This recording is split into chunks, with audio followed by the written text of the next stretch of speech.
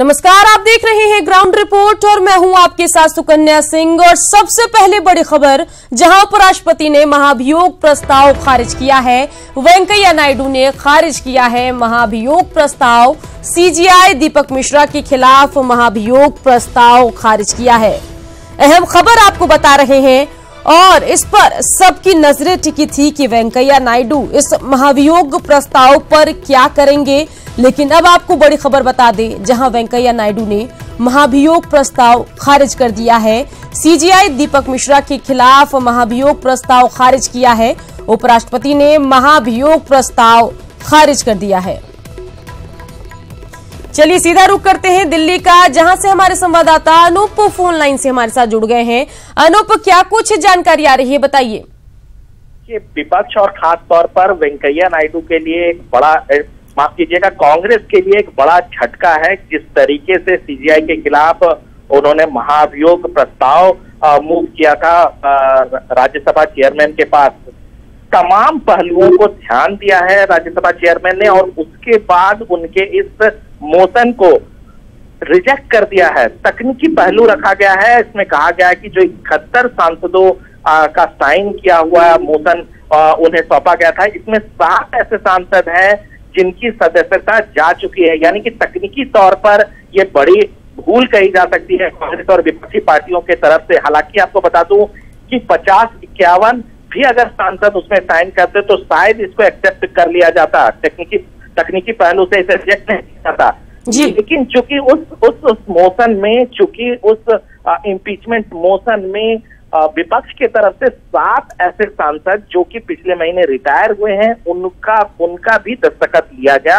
इस तकनीकी पहलुओं को ध्यान देते हुए वेंकैया नायडू ने उनके मोशन को रिजेक्ट कर दिया है। यानी कहीं ना कहीं एक बड़ा फैसला है विपक्ष के लिए, एक झटका के तौर पर आप देख सकते हैं। आगे देखना होगा कि किस तरीके से इस मसले को राजनीतिक तौर पर आगे बढ़ाती है कांग्रेस। जी अनूप, तमाम जानकारी के लिए आपका शुक्रिया। तो अहम खबर यहां आपको हम बता रहे हैं, जहां इस पर क्या फैसला लेंगे वेंकैया नायडू, उसका इंतजार था। लेकिन अब फैसला आ गया है, वेंकैया नायडू ने खारिज किया है महाभियोग प्रस्ताव। हमारे कंसल्टिंग एडिटर वासिंद्र मिश्र भी इस खबर पर ज्यादा बातचीत के लिए हमारे साथ फोन लाइन से जुड़ गए हैं। वासिंद्र जी, बड़ी खबर आ रही है, आप क्या कुछ कहना चाहेंगे इस पर, बताइए। देखिए, मुझे लगता है कि जिस दिन कांग्रेस और वाम दलों की तरफ से इम्पीचमेंट मोशन का प्रस्ताव दिया गया था, नोटिस उपराष्ट्रपति को, राज्यसभा चेयरमैन को, उसी दिन लग रहा था कि जो निर्धारित क्राइटेरिया है उसको पूरा नहीं कर पा रहे हैं वे दल जो कि चीफ जस्टिस ऑफ इंडिया को इम्पीच करना चाहते हैं। तो तभी से इस बात के संकेत मिल रहे थे कि उपराष्ट्रपति या हम कहें कि राज्यसभा के चेयरमैन उस नोटिस को एक्सेप्ट नहीं करेंगे और 2-4 दिन के कानूनी सलाह मशवरे के बाद उसको खारिज ही करेंगे। लेकिन इसके पीछे का मकसद सीजेआई दीपक मिश्रा को हटाने से ज्यादा था उनको एम्बेरस करना, सत्तारूढ़ दल को एम्बेरस करना और उनके ऊपर एक साइकोलॉजिकल दबाव बनाना कि अगर वे इसी तरह का काम काज करते रहेंगे तो विपक्ष उनकी क्रेडिबिलिटी, उनकी निष्पक्षता पर सवाल खड़ा करेगा और जनता के बीच में जाएगा।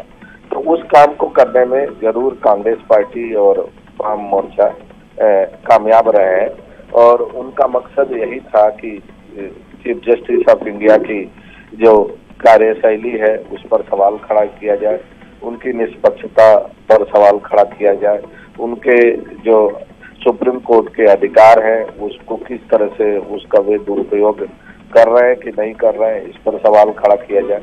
तो उस काम को करने में विपक्ष जरूर कामयाब रहा है और चीफ जस्टिस ऑफ इंडिया का जो कार्यशैली है वह एक तरह से हम कहें कि उस पर डिबेट शुरू हो गया है देश के अंदर। बिल्कुल वासिंदर जी, बातचीत के लिए आपका शुक्रिया।